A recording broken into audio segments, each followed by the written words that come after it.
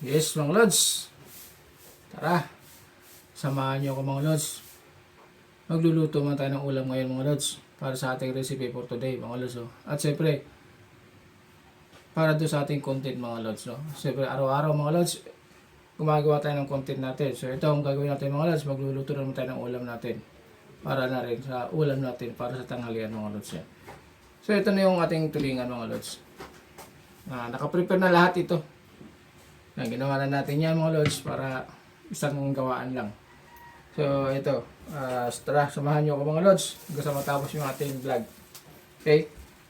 Ayan, simple lang gagawin natin mga lods. Magkagata tayo ng tulingan.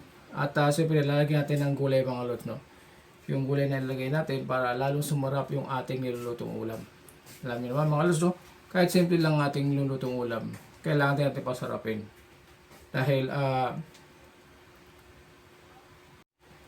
siyempre mga lods, kahit simple lang ulam natin, kailangan maging masarap din siya para naman ganahan tayo sa ating kinakain mga lods. Ano?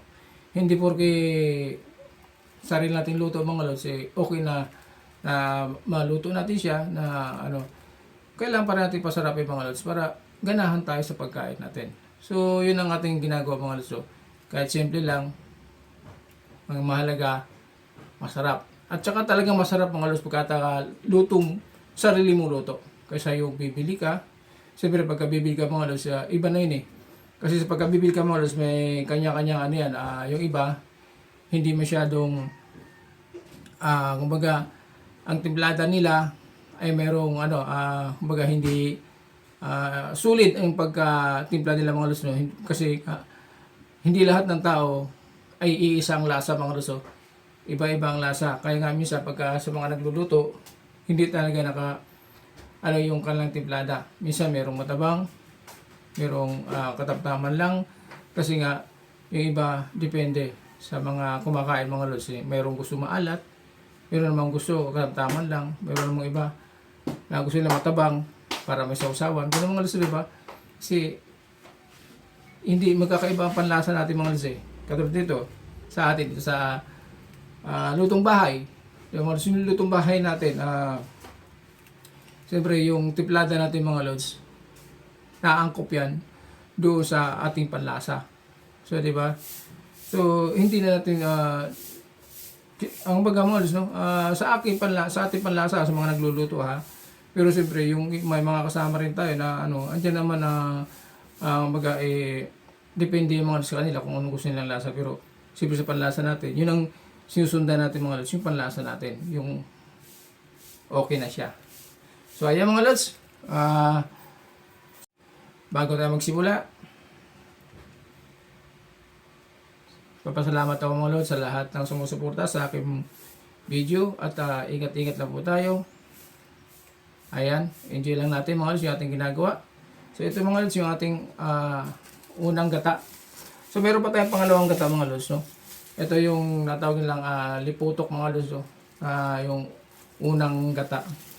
Para pagluto na yung ulam natin, saka natin ilalagay yun. So lagyan natin ito mga lods, no? Pakita ko naman sa inyo. Okay? Tara mga lods, samahan nyo ako. Okay, lagyan na natin mga lods.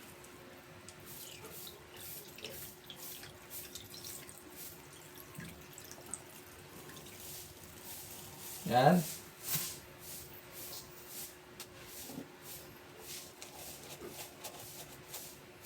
Yung ating asin.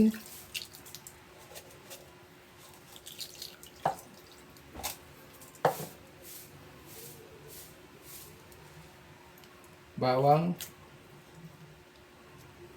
Lagyan na rin natin ng luya mga lods, no? Ito yung luya natin, no? At yung ating sibuyas mga lods, no? Ayan, sibuyas natin. Kalatan natin. Sabay-sabay natin siya mga lods. Kasama na yung ating paminta. Durog lang nilagay ko dito mga lods, no?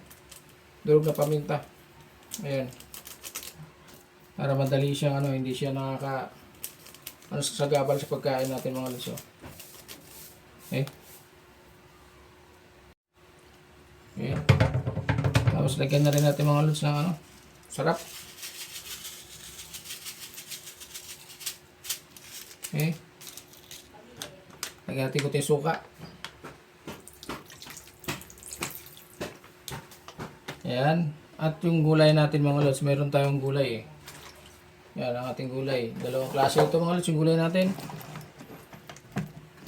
Yung ating talong. Yan, lagyan natin talong natin.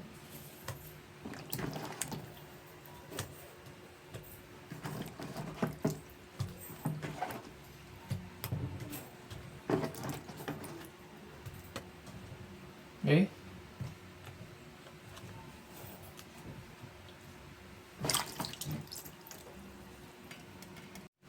Ayan, at yung ating siling haba mga lods. Ayan, ating siling haba. Damihan na natin na sili. At siyempre, isabay na natin mga lods yung ating ano, no?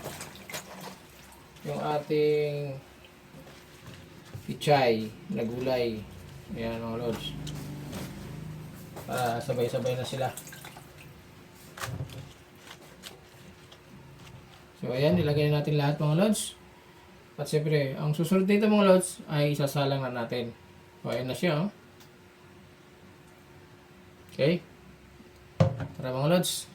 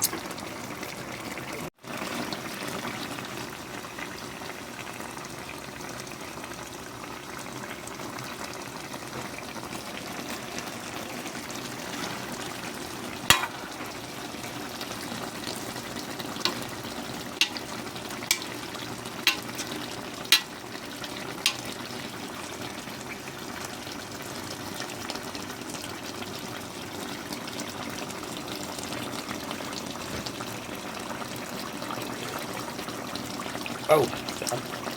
Yummy.